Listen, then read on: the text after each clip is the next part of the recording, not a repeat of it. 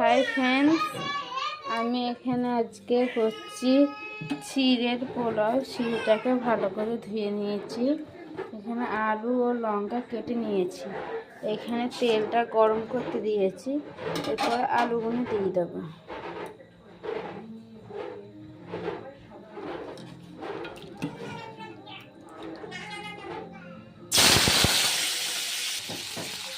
আলুগুলো ভেজে নিচ্ছি। ভাজা হয়ে গেলে নুন হলুদ দিয়ে দেবো, সাথে লঙ্কাও দিয়েছি। যে যেমন ঝাল খাবেন সে তেমন দেবেন। হলুদ এবং লবণ দুটোই দিয়ে দিচ্ছি।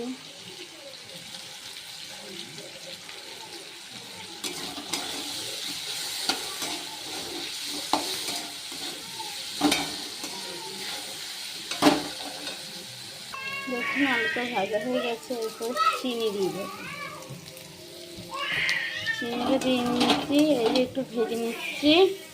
এরপরে দিয়ে দেবো চিড়ে, ধোয়া চিড়ে। চিড়ের পোলাওটা এখন পুরোপুরি তৈরি হয়ে গেছে।